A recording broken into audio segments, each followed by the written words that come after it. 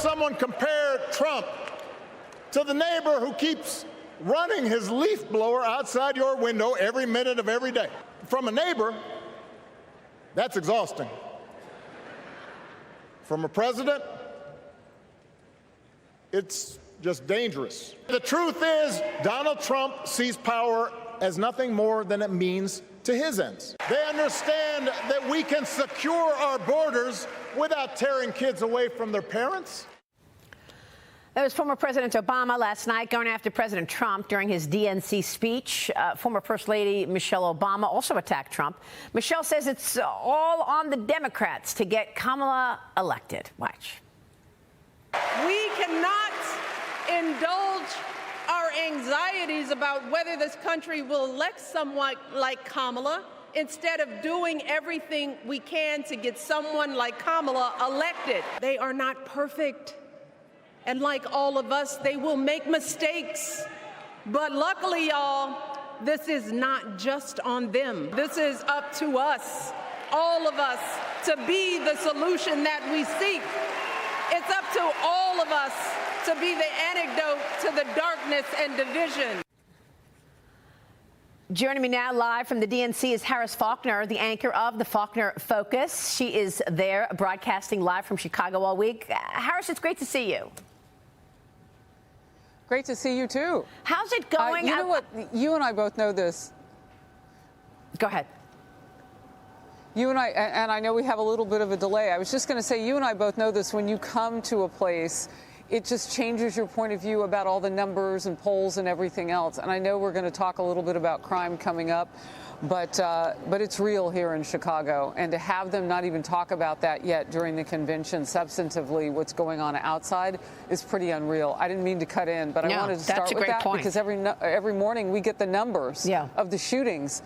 And it's a lot, Maria. You said something really important there, and I want to get back to it because you're right, first of all. How are they completely ignoring what's going on outside? And number two, you said when you go to a place like that, you're in the middle of it, you tend to forget the numbers and you see what's going on. So I want to really tap into that. But first, I want to ask you about that soundbite we just played. Harris, we played Michelle Obama in her speech last night, and I don't know how it felt to you. You were there watching it live, but she said they will make mistakes. It's on us. It's not just on them. I felt in some ways, to me, as I was watching it from home, Harris, I felt like she was basically telling us, okay, so she's a weak candidate. You know, that's the reality of it, but she's not alone. We're going to help her. Is that what you heard? Well, your instincts are spot on. And not only will they help her, she wasn't even there last night. She was in Wisconsin, she and Tim Walz, her VP nominee. They were doing a fundraiser, we are told. Look, the feeling right now is that people don't feel heard by the Biden-Harris administration. I don't know how that much changes under a Harris-Walz administration that's 31 days old in terms of just running. So if they can't get it together for the convention, how long will we have to wait for them not to make all those mistakes that we just have to sit through should they be elected? I mean, it is really a great point to showcase the fact that what happened to day one? Why is it even necessary, Maria, that we see such a complicit liberal and legacy media love fest going on with no hard questions from her, but also not the hardcore press on why won't you take questions? It's unbelievable. Like if this were Donald Trump or any other Republican or conservative, they would have the countdown on 24 hours a day. Oh, they must be hiding something, whatever. Well, why can't we ask those same questions with the Democratic candidates? I think we can and we should, and it's our responsibility as journalists to do it. But this is day one. This is day one reset. I mean, we've seen a rollout of Kamala Harris like 10 times since 31 days ago. Yeah. But it isn't. And Donald Trump has said it. The former president said her day one was 3.5 years ago. Of course. They ought to be ready for this. Yeah. And for them to come out and say, we know how to secure the border. Well, then how come you haven't secured the border? I mean, in the 3.5 years, they were acting as if they haven't been in power. Hope is returning. We don't want the chaos. you've been in power for the last 4 years. But let me get back to the crime and what you're seeing outside and the split screen of what's going on inside. They keep attempting to paint Kamala as a strong candidate on crime. President Biden accused former President Trump of lying about crime during his speech Monday night. However, just in Chicago yesterday, more than 70 anti-Israel protesters arrested at the Israeli consulate. They were clashing with police in full riot gear. Law enforcement arrested a murder suspect after a lengthy manhunt in a nearby suburb. The man barricaded himself inside of an office. And since the start of the DNC, at least 14 people have been shot. 5 people have been killed in the city. That's right. The weekend headed into the convention saw 26 people shot, killing 5 of them. A recent Fox News poll finds voters trust Trump over Kamala Harris when it comes to crime. Is none of this being talked about on the ground there, Harris? Well, not at the convention. I mean, the voters are talking about it. The reporters are talking about it, of course, because we see it. It's all around us, Maria. So I land on Sunday, and some of those 26 people shot, that was already in play by the time I got here.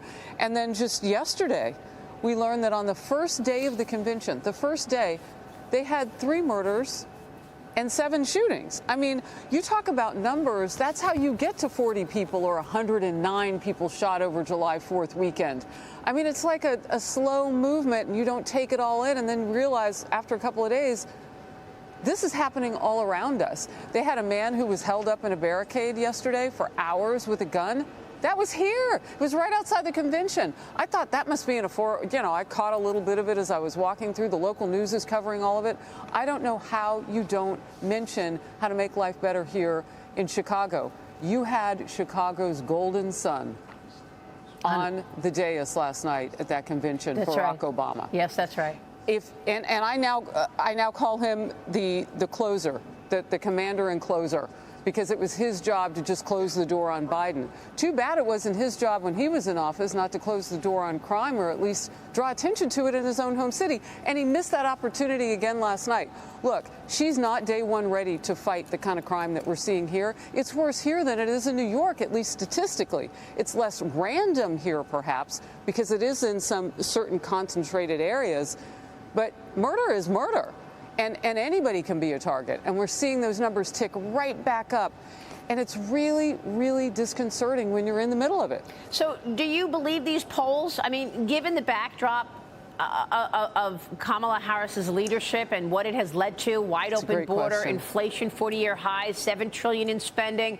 I mean, do you believe the fact that these polls say they're so close? And what do you feel you've learned by being on the ground there? Is there anything that you feel differently today after watching all of this play out these last couple of nights? Well, one thing that's different in past years, like 2016, 2020, is that people will talk to you about how they feel. So I think it's not just disingenuous. It's a lie. Yeah. When these leaders in the White House, Joe Biden and Kamala Harris, say that they don't know how people feel and that suddenly it's news to her. You know how the polls are being impacted right now? They have a complicit legacy and liberal media to help them out. That's right. I mean, that's playing a role. And look, there are questions about, even with all of that, why is it so close? Yeah. Why can't she pull away? Because people see the truth. They're living it every day, and they still feel unheard. She hasn't, and look, I don't expect her to walk the streets with needing security and all of that. Right. But she could send her team out. I mean, they should be taught. That's what we did with the Faulkner Focus team. We hit the streets, and people will tell you point blank, you know, no matter what category, demographics, male, female, young, older, anybody who has a job right now and has to shop and buy food. Well, that's everybody. Who doesn't eat? Except for maybe Joe Biden, because they get the food for everybody in the White House, so they haven't been to the grocery store. But look, if you're feeling this economy, there's no way that you're buying what they're selling right now. Absolutely. So the polling is inflated. It always is. It's a brand new, shiny new object. And, That's right. and Barack and Michelle last night were really selling it for Kamala and so on and so forth. Well, they pretty much had to, because she was next door at a fundraiser in Wisconsin. Right. Well, not next door, but nearby. Sure. So it's interesting. The big stars in the party carry her flag for her, and the media does, some of them too. Yeah, I mean, what a shame. Who gets a pass like that? What a disappointment the media has been for all of us, really letting down the American people. Incredible.